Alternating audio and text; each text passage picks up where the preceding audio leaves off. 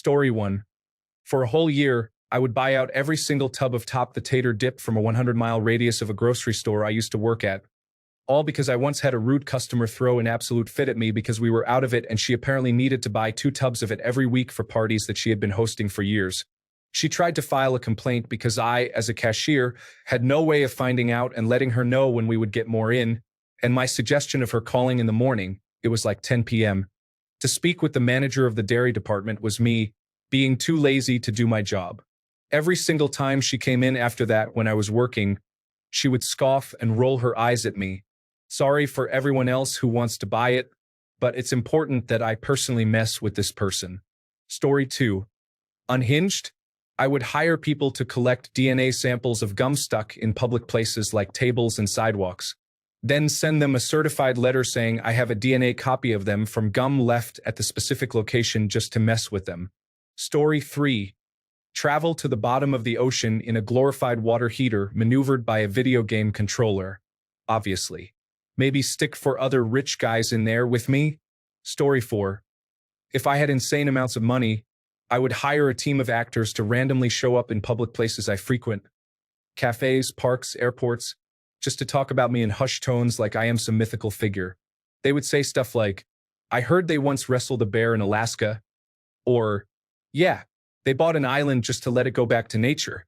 Every encounter would be a different wild rumor, each one more ridiculous than the last. I would create this whole underground lore about myself, just to see how far it would spread and watch people wonder if any of it is true. Story 5. I would donate so much money to cities in exchange for having my name on everything: schools, libraries, streets, and parks.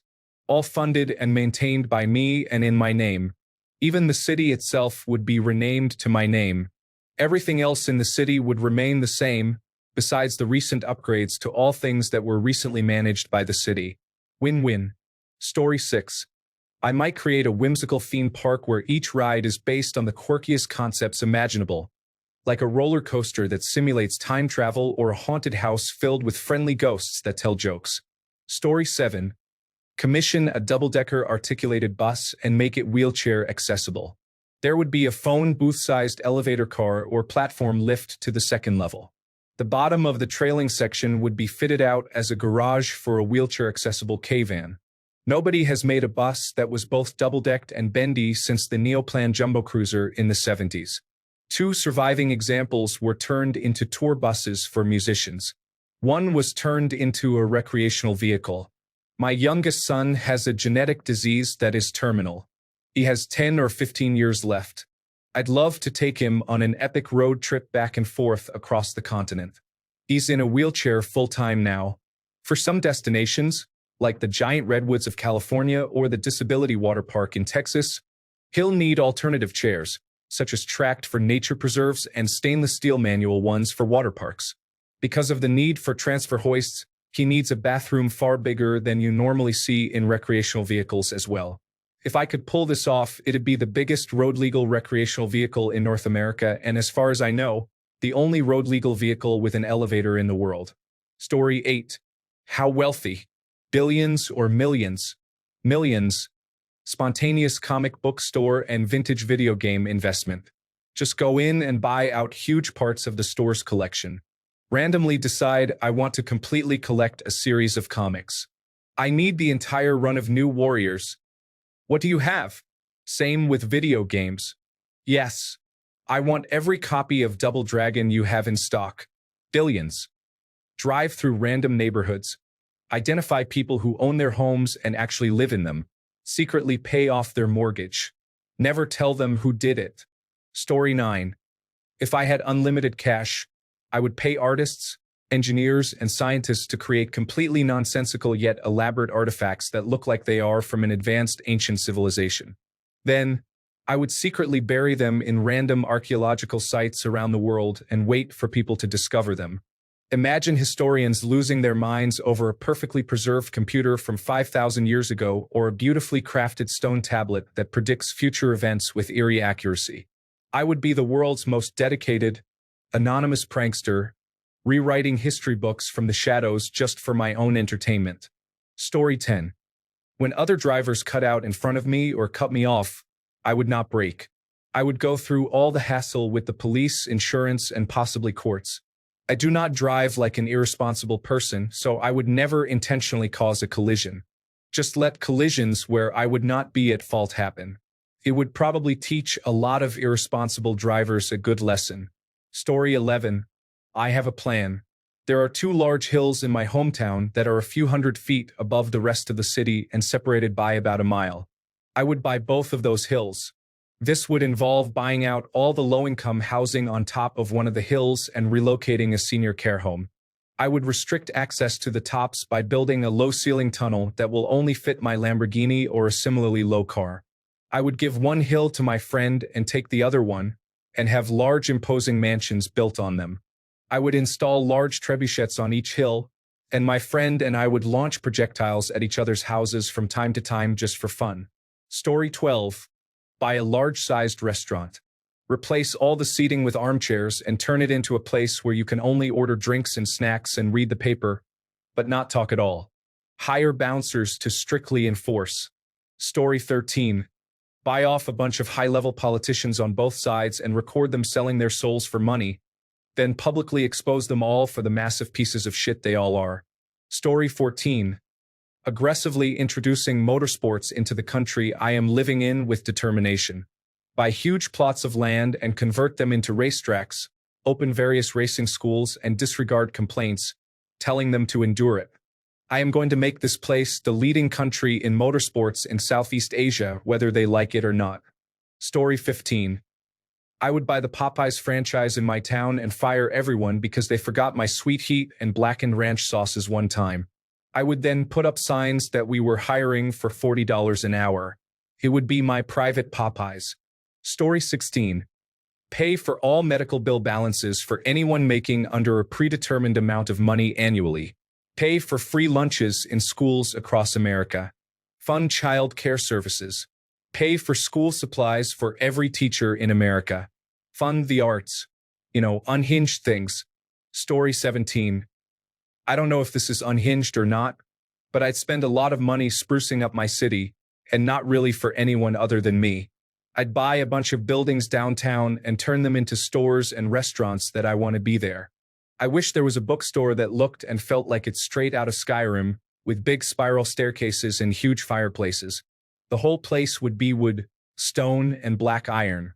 I'd build a huge water park with exciting slides and limit the occupancy to a quarter capacity so it was never busy, and obviously I could go anytime I wanted.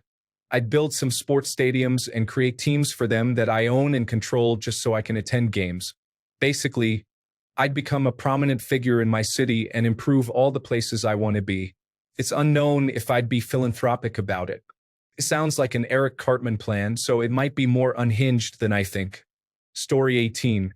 Helping your community, family, and friends, bettering science in an ethical way, or anything humanitarian is not unhinged.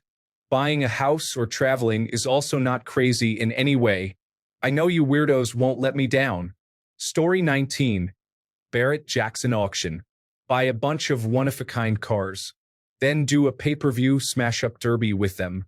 Ladies and gentlemen, number 62. The 1962 Batmobile. Used for 5 seasons. Number 5. James Bond's 1964 Aston Martin DB5. Used in both Goldfinger and Thunderball. Now entering the arena. The 1950 Mercury from the 1986 movie Cobra. She's gonna give the Batmobile a run for her money. No. Not Herbie the Love Bug. Story 20. Open a 24-hour sandwich shop. Have them make me whatever sandwich I want whenever I want it. I shall never want for a sandwich again. Oh, and they will have real root beer. Story 21. I would buy a country and pay all the top doctors in the world a compelling amount to come work there instead and make a global healthcare destination. I would likely build my own education system and create new standards. Maybe I can even shift focus to human potential pursuits instead of just addressing health issues. I'll also take all the doctors so that every country is reliant on me. I set the rules and I say everybody gets it while I work on doing it as cost-effective as I can. I create a country so good for doctors that I would focus on transportation. It's unreasonable that we focus on bringing medicine to the patient when that's impossible. People live across too large of areas to provide necessary specialty and subspecialty care. Even in developed countries, healthcare access to just basic things like emergency rooms may be non-existent. The solution is not to build healthcare in areas that don't have enough demand to support operations, but to build a healthcare city that is easy and cost-effective to travel to.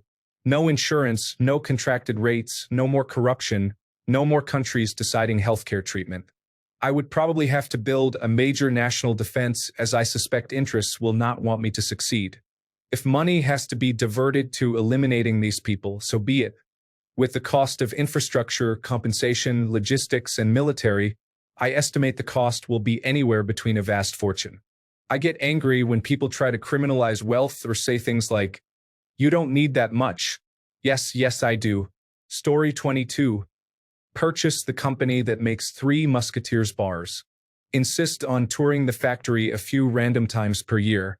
Dip my finger in the creamy nougat, lick it, and then repeat. Post pictures of said transgression on social media. Story 23.